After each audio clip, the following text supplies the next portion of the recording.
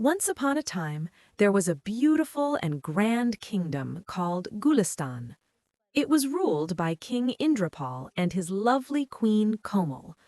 The center of their lives was their only daughter, Princess May, who was very proud of how pretty she was, and their brave son, Prince Ayan, whose heart was full of kindness and doing what was right. A short distance from the king's big house, in a small, poor village, stood a little hut. Kulsum, a woman whose husband had died, lived there with her only daughter, Rabia. Rabia's father had passed away when she was a little girl. After that, Kulsum made money by doing small jobs at the palace to take care of her family. Rabia, just like her mother, was pretty, nice, and humble. Kulsum said to Rabia, her daughter, "I will be a little late today. The queen has some special things to do at the palace today. Please make sure your food and my food are ready on time." Rabia answered, "Yes, mother, don't worry about a thing. I will take care of everything. Just take care of yourself and do not get too tired." Rabia kissed her mother's forehead and said goodbye as her mother left for the palace. There was a bit of sadness in her eyes, wishing she could do something for her mother. Time went by, but life never stayed the same. One day, Kulsum got very sick. She had a high fever and her body hurt all over. All the money they had saved was spent on seeing doctors and buying medicine. There was nothing left to eat. Kulsum said weakly, "Rabia, my daughter, what will I do? There is not a single piece of food in the house, and I feel like giving up." Rabia, with tears in her eyes, said, "Mother, don't worry at all. I am here. I will go to work at the palace in your place starting today. I have decided to tell the queen about you." Rabia told her mother to not worry, saying, "Don't worry at all. I am here. I will go to work in your place from today." And she walked towards the palace, feeling a strange mix of fear and bravery inside her. The next day, Rabia started working at the palace.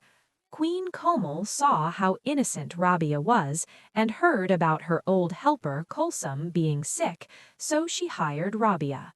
But then she met Princess May.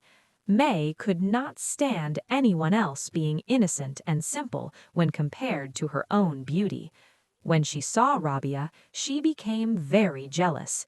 May said to Rabia, "Princess May," she said, "you're the new maid, aren't you? Listen, the work here isn't like the work in a slum. If you make even the slightest mistake, I'll throw you out straight away. You're the new maid, aren't you?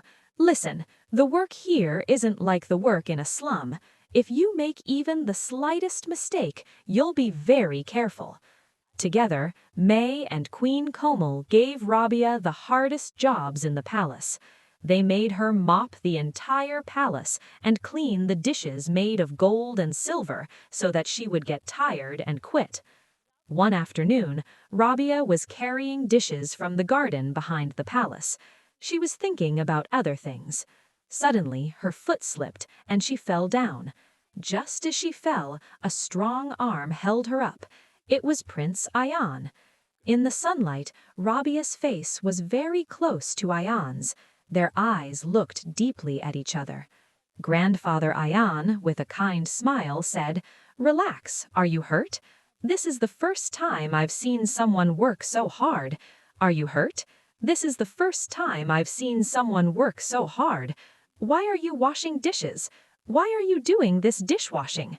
Rabia asked, coming back to her senses, feeling nervous. "Thank you, Prince. I'm fine. My mother is not well, so I am filling in for her." Prince Ayan smiled to himself. "I think my heart feels for people I don't know very easily, but there is something about you that I like." "Did you say something, Prince?" Prince Ayan, not holding back, said, "I told you to take care of yourself, and listen, you won't have to do the dishes after today. I'll put you to work gardening. This is my order." Rabia stared at the kind prince with surprise. The first feelings of respect and a secret love for Ayan started in her eyes. He would always secretly help Rabia, making her work less hard. One afternoon, Rabia was pouring water on the plants in the royal garden. Tired, she sat down on a bench and smiled, looking at the sky far away. A soft, a little sad love song was playing quietly. Prince Ayan came up from behind her and smiled. "What are you thinking about? You were thinking so hard that you didn't even notice me." Rabia stood up, startled. "Prince, sir, I was just thinking about work." Prince Ayan said, "Learn how to lie. I see you every day. You are always lost in thought. Listen, I know that you are treated so unfairly in the palace. I did everything I could." With her eyes looking down, Rabia said, "I thank you very much, Prince." One day, Princess May purposely broke some glass vases and blamed it all on Rabia. As Rabia was sweeping up the broken glass, a sharp piece cut her hand. Rabia stared at the kind prince with surprise. The first feelings of respect and a secret love for Ayan started in her eyes. He would always secretly help Rabia, making her work less hard. One afternoon, Rabia was pouring water on the plants in the royal garden. Tired, she sat down on a bench and smiled, looking at the sky far away. A soft, a little sad love song was playing quietly. Prince Ayan came up from behind her and smiled. "What are you thinking about? You were thinking so hard that you didn't even notice me." Rabia stood up, startled. "Prince, sir, I was just thinking about work." "You were just thinking about work?" Prince Ayan said. "Learn how to lie. I see you every day. You are always lost in thought. Listen, I know that you are treated so unfairly in the palace. I did everything I could." With her eyes looking down, Rabia said, "I thank you very much, Prince." One day, Princess Me purposely broke some glass vases and blamed it all on Rabia. As Rabia was sweeping up the broken glass, a sharp piece cut her hand. Rabia cried out because it hurt, and just then Ayan arrived. He quickly took Rabia's hand into his. Ayan quickly brought a box of medicine and began to gently wrap Rabia's pretty hand. Prince Ayan said in a caring voice, "Did you need to clean this glass? How much pain you must be in now. Wait a moment, there shouldn't be any cuts on this beautiful hand. Why did you need to clean this glass? How much pain must you be in now? Wait a minute, there shouldn't be any wounds on this beautiful hand." Her voice shaking, Rabia asked, "Why are you so kind, Prince? Why do you have such a good heart?" Prince Ayan found out that his sister loved Rabia, not just felt sorry for her, and she became wild with jealousy. She made a mean plan with her mother. One evening, she stole her most special and rare diamond necklace from the royal jewels and secretly put it into Rabia's simple bag. The next morning, Princess Me cried out, "Thief! Something has been stolen from the palace. My most precious necklace is gone. I know that the new maid Rabia did this. There's been a theft in the palace. My most precious necklace is missing. I know it's her." King Indrapal, the queen, and the whole palace were very surprised. Everyone trusted Rabia because Rabia's mother had been kind, but no one suspected her trick. Prince Ayan angrily asked, "What silly thing are you saying? Rabia could not do this. I know her well." "What nonsense are you talking about? Rabia couldn't do this. I know her well." Princess Me cried fake tears. "Oh, brother, you think so highly of her simple ways. That is why you do not want to believe it. You should check her bag yourself." Ayan was angry at his sister, but he had to ask Rabia to show him her bag. Sure that it was true, Rabia held out her plain bag to Ayan. As Ayan opened the bag, everyone's eyes grew wide in shock. Inside the bag, a sparkling diamond necklace appeared. Rabia cried out, "I did not do this. I promise to God I did not do this. The princess is telling a lie. I didn't do this. I swear to God I didn't do this. The princess is lying." King Indrapal was very angry. I saw it with my own eyes. This is stealing. Throw this girl out of the palace right now, and if she is ever seen near the palace again." Ion's heart broke. The proof was right there in front of everyone, so he became quiet and sadly watched Rabia leave.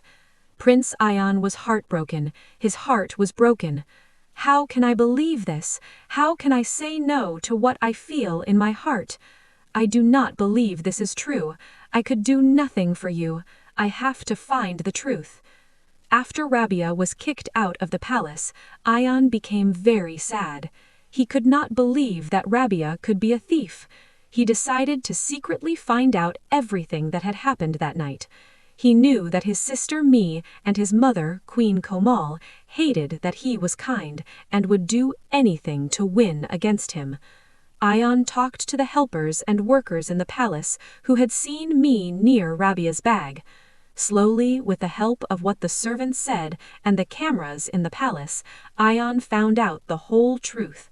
He knew that this was all a terrible plan by his own sister and mother.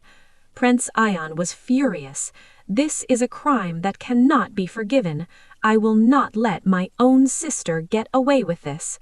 This is an unforgivable crime. I will not spare even my own sister." Ion went straight to the court where the king held hearings. He showed all the proof and what the servant said to the king. King Indrapal was shocked and angry. "Did my own daughter do this? Komal, you helped too." Princess Me cried because she was scared. "Father, I was just jealous of that poor helper. I did it on purpose. My, I was just jealous of that poor maid. I did it on purpose."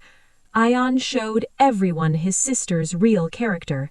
The king forgave Queen Komal, but Me was sent away from the main royal palace to a smaller palace for her bad plan so that she could see her mistake. Ion immediately ran to Rabia's village to bring her back. He arrived in front of Rabia's hut where Rabia was worriedly taking care of her sick mother. Prince Ion bowed his head with sorrow. "Rabia, I am so ashamed.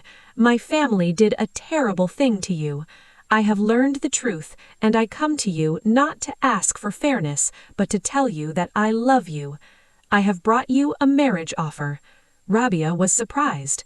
Prince, I do not understand what you mean at all." "Prince, I do not understand you at all. But I believe you are not a thief. You have taken my heart. Will you be the queen of my life? Will you be Ion's wife? I will stand by you." Tears of happiness filled Rabia's eyes. She put her hand in Ion's. "I believe you, Prince," Rabia smiled. Rabia was brought back to the palace with respect and honor. A few days later, King Indrapal announced the wedding of Prince Ion and Rabia. Prince Ion and Rabia had a grand royal wedding. The palace was filled with light and happiness. Rabia had changed from a poor village girl to the queen of Gulistan. Ion and Rabia, holding hands, walked into the court wearing their royal wedding clothes. The sound of drums and a beautiful wedding song were playing quietly. Ion kisses Rabia's forehead with love, and they look at each other happily. Prince Ion smiles. "From now on, you are not just mine, but the queen of the garden."